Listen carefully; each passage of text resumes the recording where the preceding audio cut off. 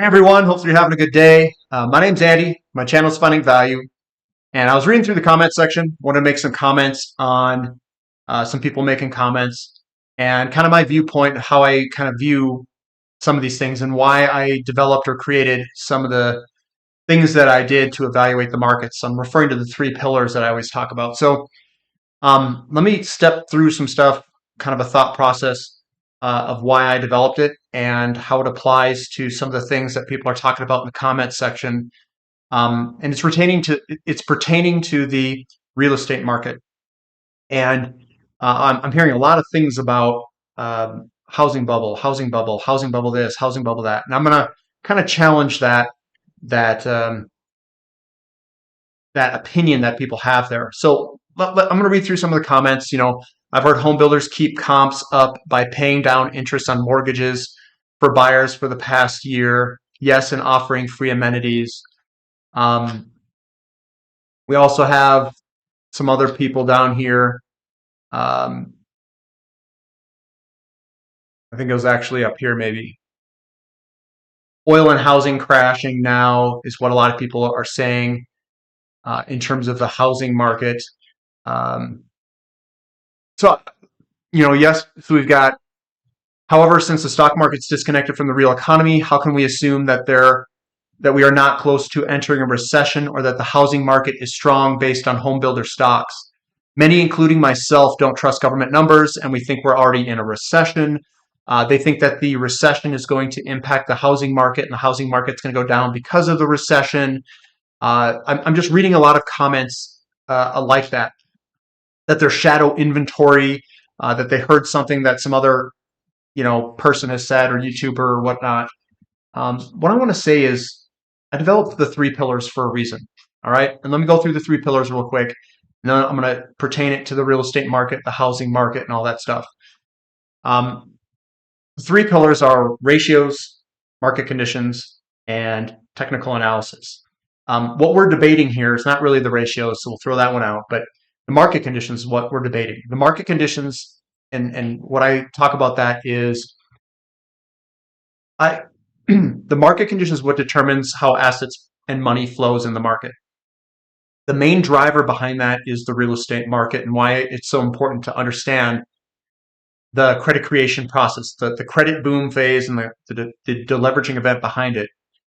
Basically, you need to become a real estate expert if you want to be a good stock market investor. And I know that sounds weird. They're all interconnected. So the inflation coming from the real estate market and the boom in the real estate market is what causes the rotation of money differently than history.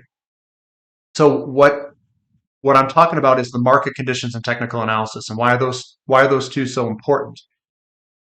What people are doing in the comment section is they're looking at data, and then they're coming into a conclusion from that data. As an engineer, what's important is you need to make sure that you're understanding the data correctly, the drivers of the data. You need to understand what impact that data has on the market.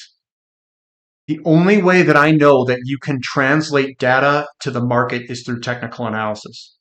I don't know of any other way, because we want to see an unbiased opinion that the market holds for us to make decisions that are correct going forward.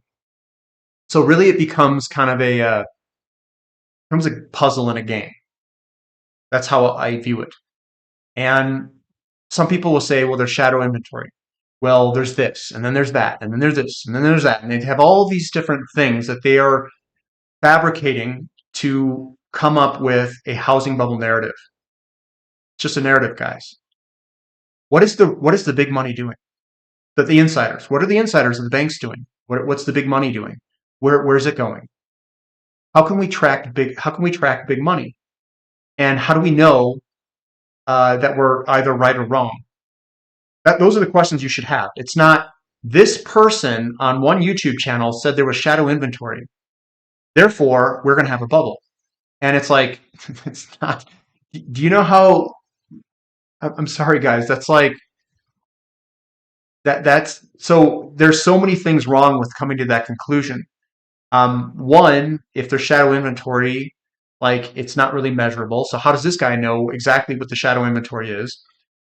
Two, how is the market interpreting this shadow inventory? It's just his opinion or her opinion, and their opinion doesn't really matter in the big scheme of things. So when I look at the markets, I don't necessarily take opinions of other people. Uh, they can have an opinion, but what I do is I bounce it off the market. That's the ultimate thing. In order to be really good at investing, I think you have to develop a couple of skill sets. All right. The first skill set is basically holding your own opinion. it's You can listen to other people and their opinions, but you have to bounce it off something. So you have to form your own opinion somehow. How do you form your own opinion? Well, you could get really good at technical analysis, and then you look at the markets and you say, does the narrative that they are telling everyone, does that actually fit the markets and how the markets are positioning? If the answer is no, more than likely they are wrong, because we're in the game of making money, not of making accurate predictions of something. We want to make money at whatever we're doing.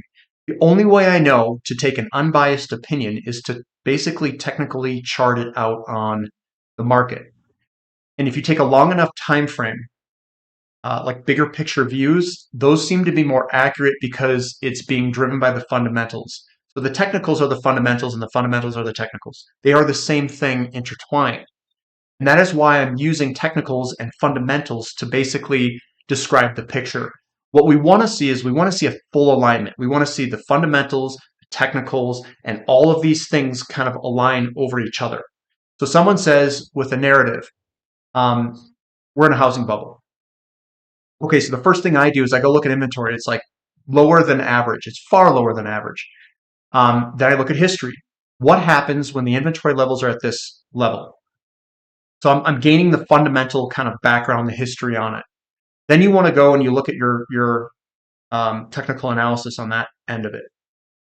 Does that match what they're saying? Now, what I've got is a complete mismatch. There's no matchup. So someone will say, we're in a housing bubble. I say, okay, let's look at the data then, right? So I go and I start looking at the data, and I'll just do this data off the top of my head real quick. And then maybe we can go into some of the charts too, to basically build a case of how I would do something, how I would look at it. I've got Leonard Corp in the back, of course. So someone says we're in a bubble. Okay, so I go look at the demographics. We've got household formations that have vastly outgrown housing starts. We actually have a 6.5 million deficit. Okay, well, that doesn't match. Housing bubble and 6.5 million home deficit does not match. Okay, so then I go look at the inventory levels. Inventory levels at a very low level. We're way below average. Average 6 months of inventory. We're like at 2-3 months of inventory across the nation. Well, that doesn't match. We don't have a housing bubble because we have too little inventory, and we've got this big deficit, right? So we've got a big deficit. We've got very little inventory. Okay, that does not match a housing market bubble narrative. So then I go and I look at the housing starts. The housing starts have gone up. We went into an expansionary phase of real estate, and I guess we could look at some of this as I talk about it, looking at the um, U.S. housing starts. I think it's U.S. HST. There we go. So this is a housing market boom, pullback, boom, pullback, boom, pullback. You can see this cycle basically go back and forth. Much like the mid 2000s, we had a little bit of a pullback in it. This is, I think, a little bit of a pullback. So then the question is, how can we have a 6.5 million home housing deficit, a low inventory level, and a um, housing market slowdown all at the same time?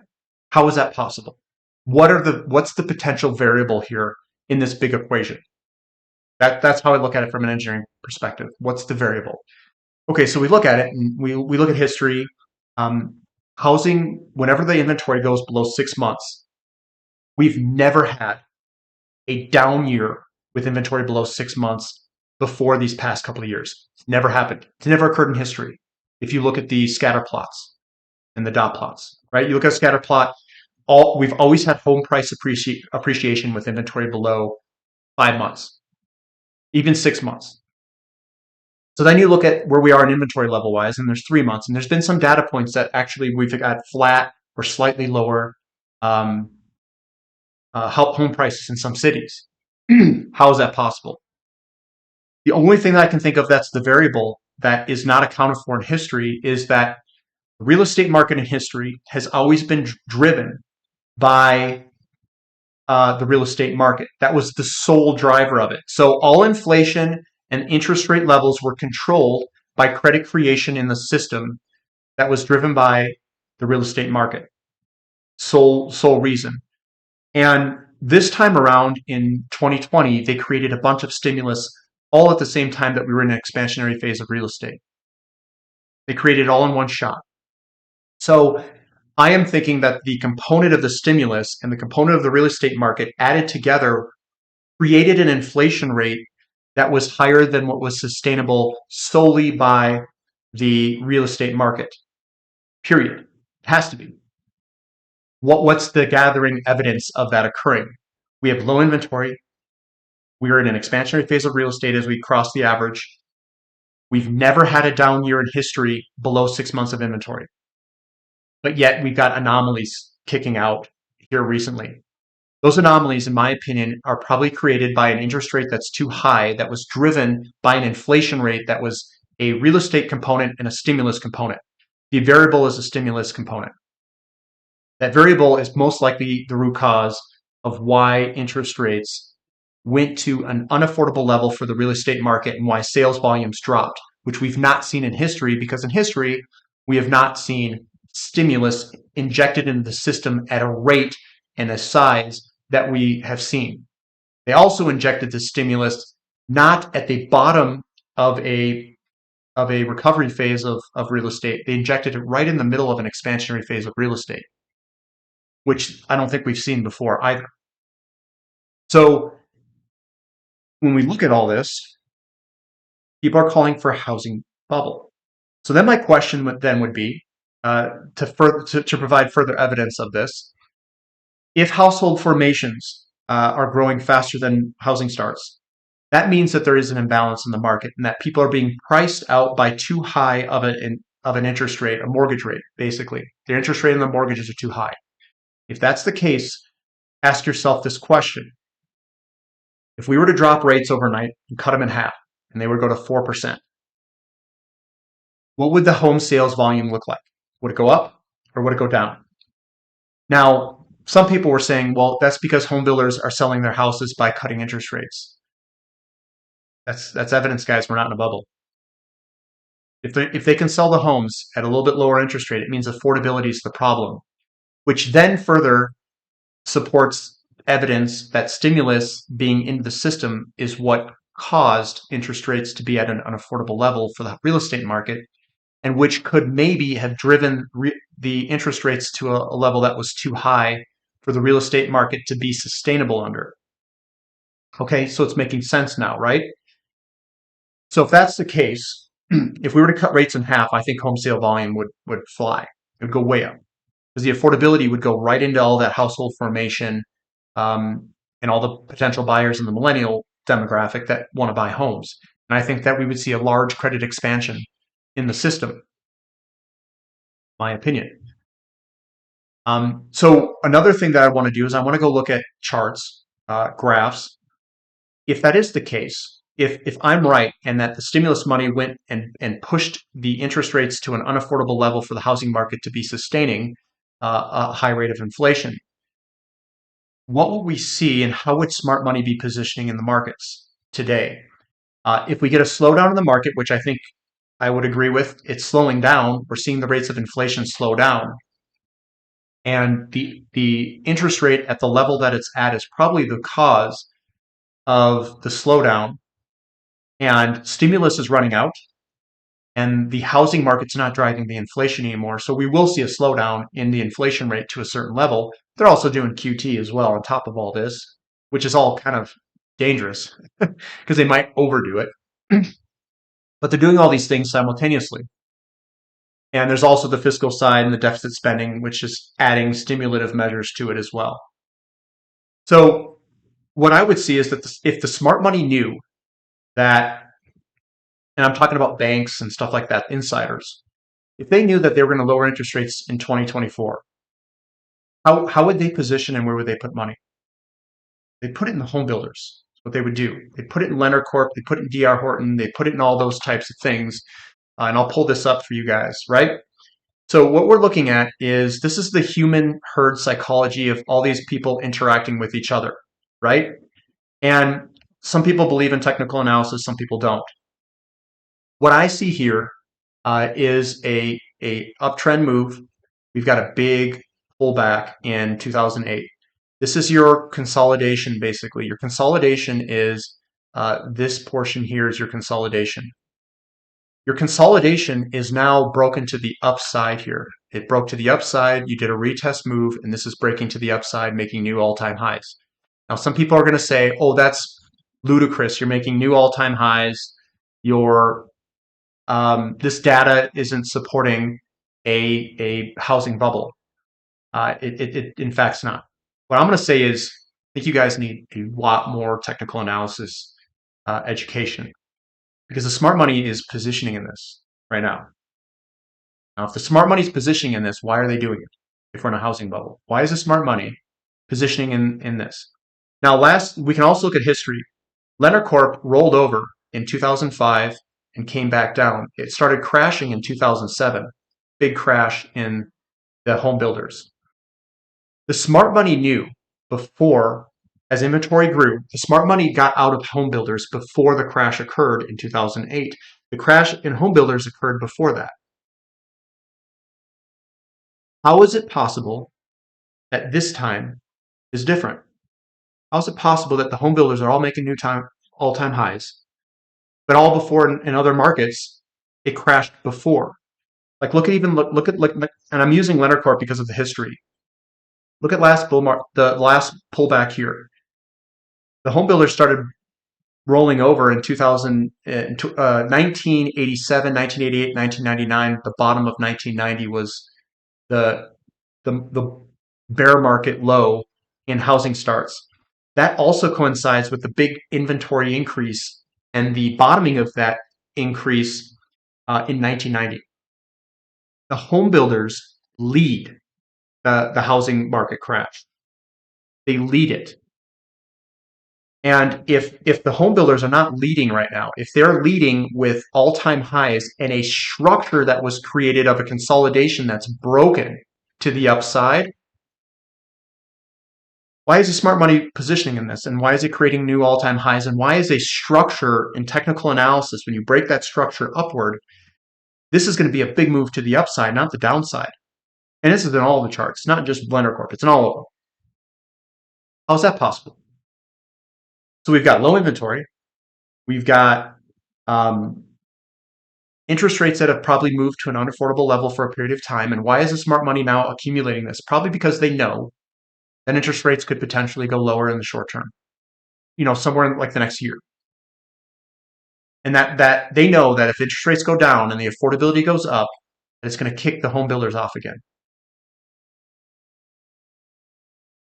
And if every time before a housing market crash, housing starts declined and home builders declined, well, we should see both of those declining. But we don't. We see a disconnect. We see a disconnect between the home builders and the disconnect between the housing starts. Housing starts have slowed down. Home builders are taking off.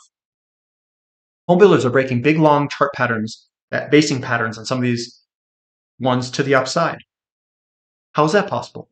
How are we breaking structural bases to the upside? Because the housing bubble guys are wrong. How do I know that? Or why do I think that? Because the smart money is positioning. We're positioning in that because we have low inventory. Because they haven't done their homework. They're behind. They're not looking forward. They're looking behind. In my opinion, they're not. I mean, we can get a slowdown in the short term, yes, but positioning here doesn't match that. We're seeing commodities break to the upside. We're seeing commodities put in these big patterns. That's further evidence. I know that sounds weird. Further evidence that inflation is going to be coming from somewhere. either the fiscal side or from this. That's why we see big bottoming patterns in oil, inverted head and shoulders. That's why we're seeing double bottoms in copper, rare earth metals, all these different commodities that we're looking at. These markets are all interconnected. They're not separate. The only way that you can get these big patterns is if you get an inflationary period, because credit is going to outgrow supply, and then you get a mismatch. So what I think people are doing is they're looking at data and they're coming to incorrect conclusions from the data. So they're saying that we've got all this inventory, and inventory is being built by a fictitious level of interest rates. The demand is there; it's just all underneath the affordability level at this point. We've never seen in history a level of affordability, an unaffordable level in the housing market, because we never had a stimulus component to the inflation level this big. And that's kind of how I figured this out. And that's kind of the opinion that I hold. And I can pull up whatever chart we want.